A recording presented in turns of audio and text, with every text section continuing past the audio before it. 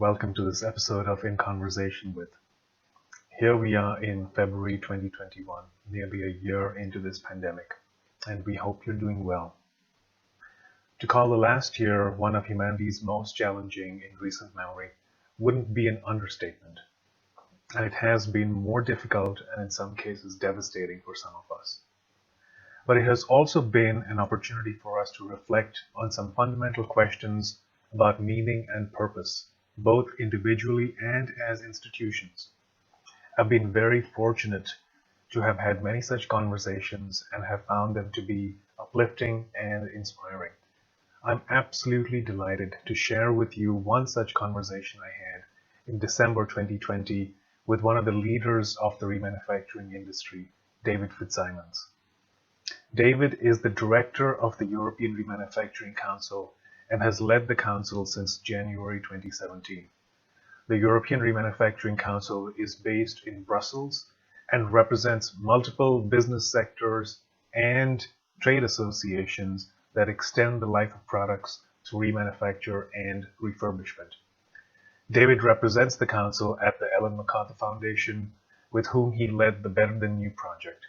He is currently a member of the UN Working Group on Product Life Extension, a member of Technical Committee 323 for the forthcoming 59,000 series ISO standards for the circular economy, a member of the Advising Committee for the Product Lifetimes and the Environment, or PLATE conference, and a member of the World Economic Forum Council for Advanced Manufacturing and Production.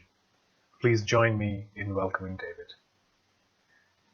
We have, by choice, whether or not there's wisdom to it is maybe a different discussion, created a system, a money system and an economic system that for a large part produces waste because it does not incentivize longevity in the way we create products.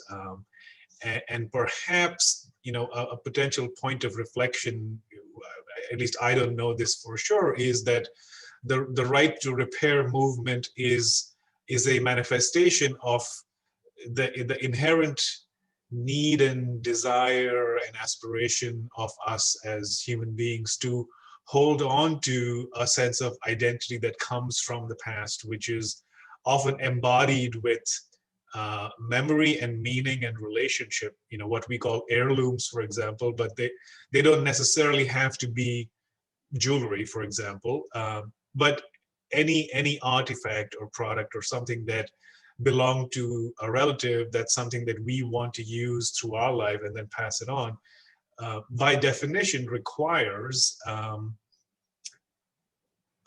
robust quality.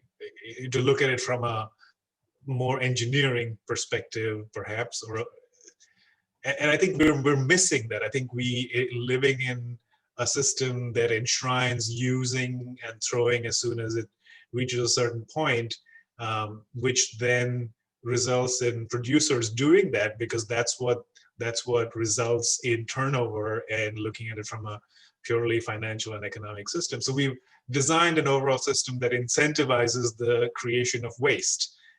It's maybe not the intentional outcome, but it is the outcome regardless.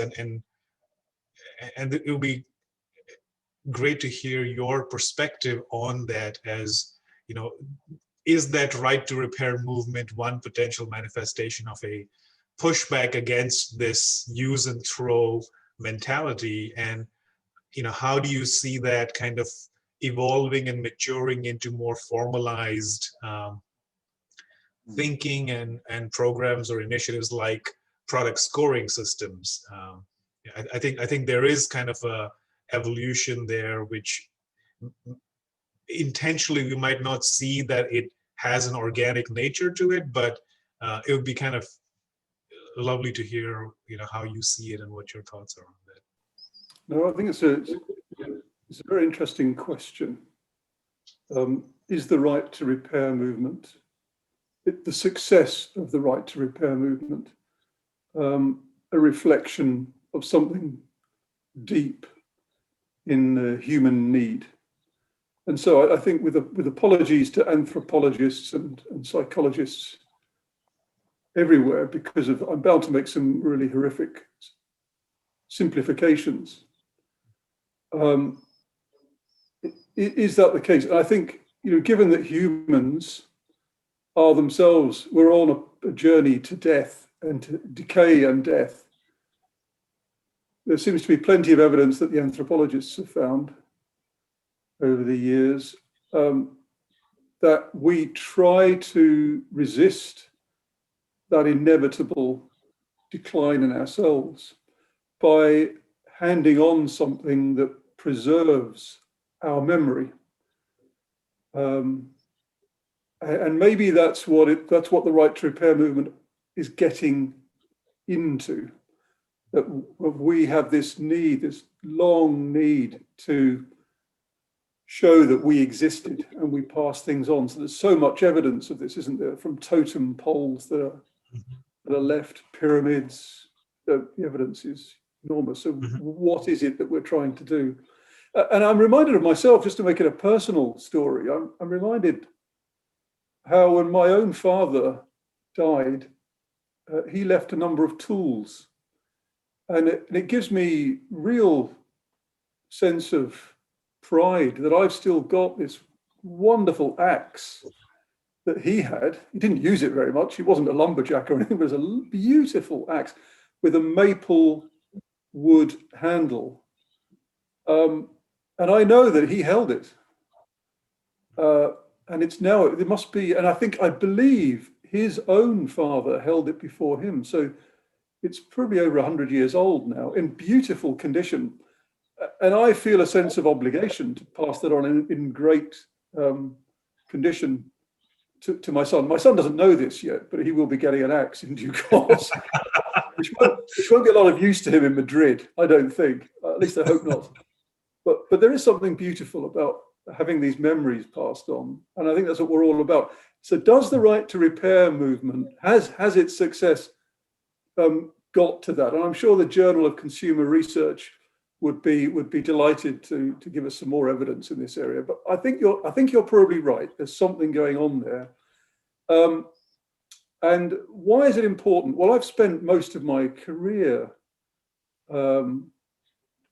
trying to create a policy environment and businesses responding to that environment where they make longer living products or they're extending the life of products.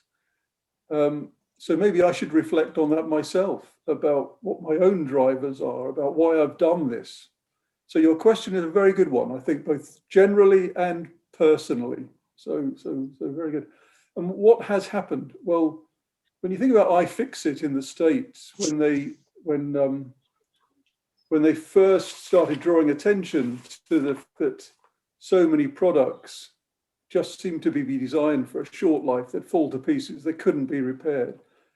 And very quickly, people responded well to the iFixit movement. And now next year, so from January 2021, the French government is going to pick up those ideas from the right to repair movement and create what's called an indice de réparabilité.